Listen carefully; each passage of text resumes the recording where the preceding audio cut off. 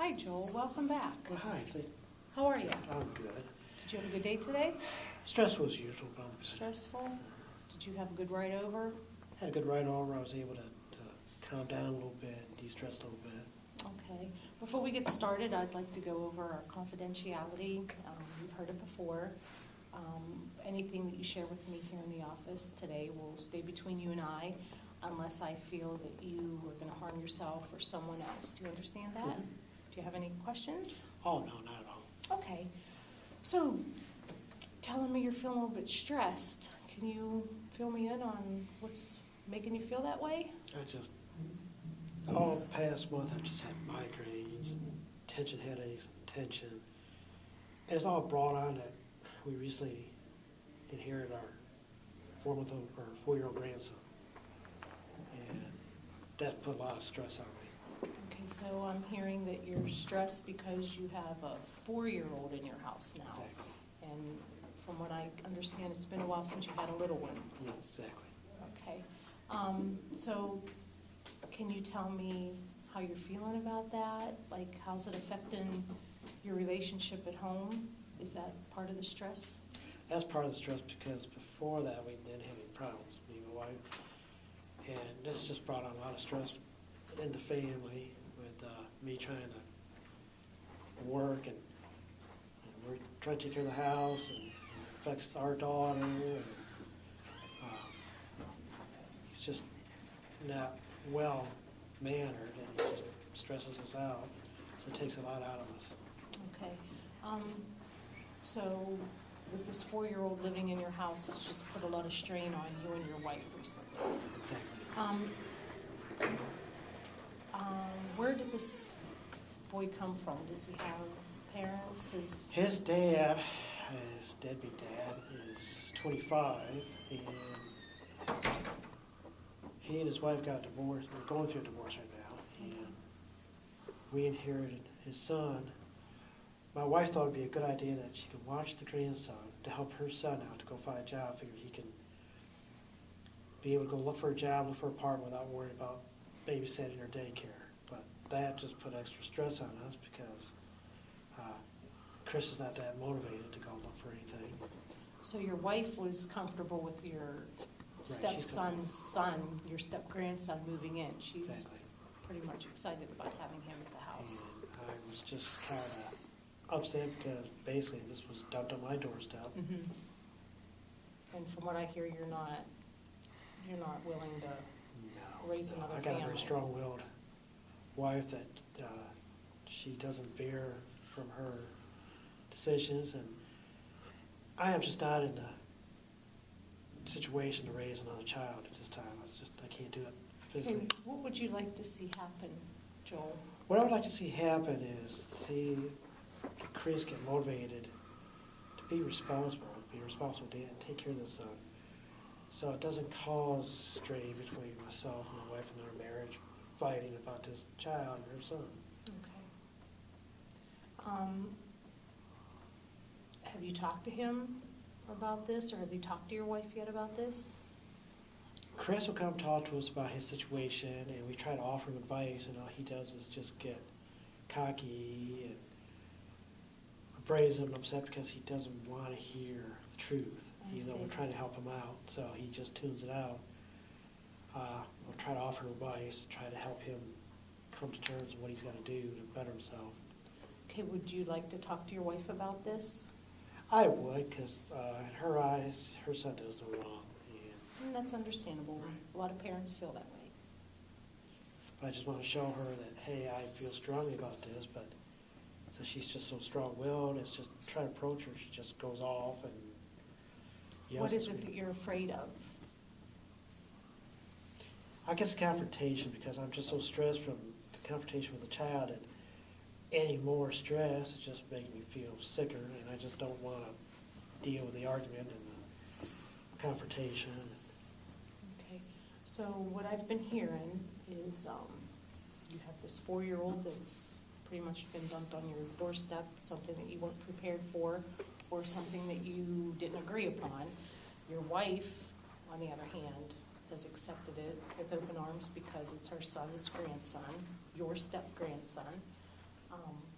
And you said that your wife was a strong-willed person, and you're feeling a little bit uncomfortable about talking to her about the situation because you would like the situation to change.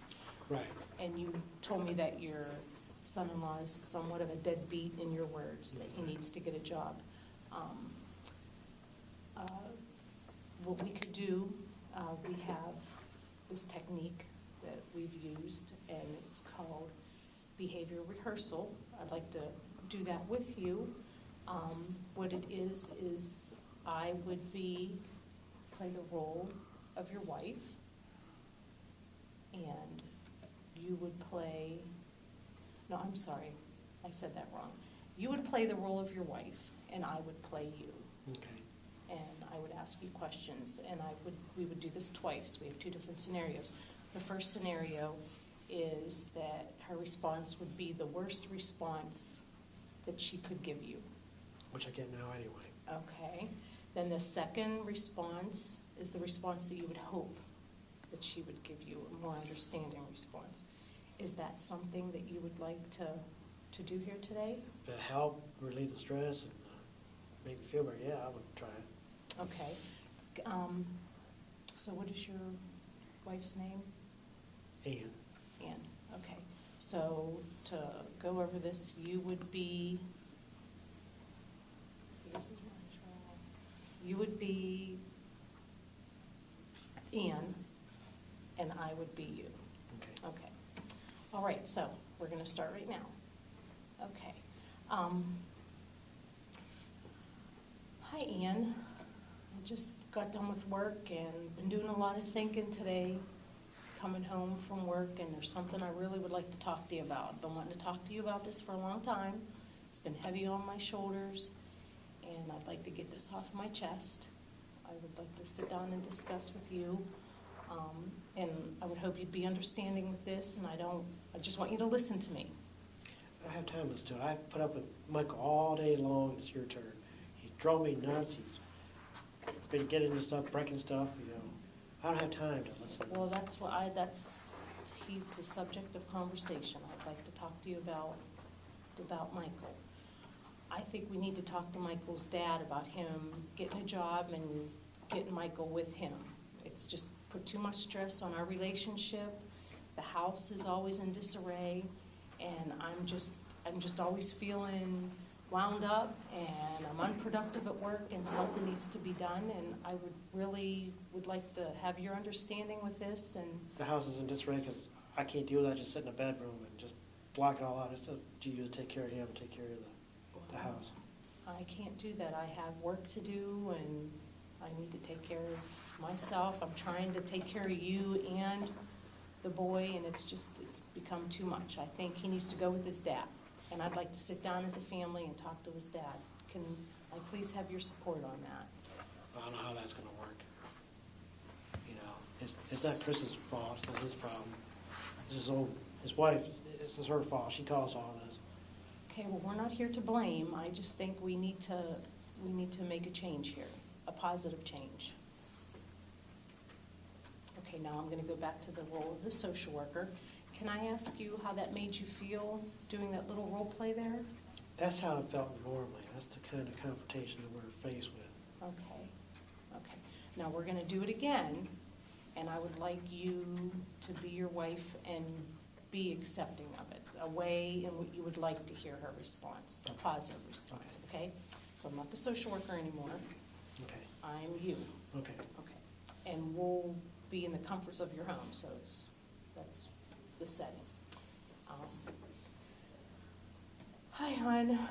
It's been a long day at work. I had a nice drive home, and there's something I'd like to talk to you about. I've been thinking about this, and I think we just need to talk about it. I can't keep skirting the issue.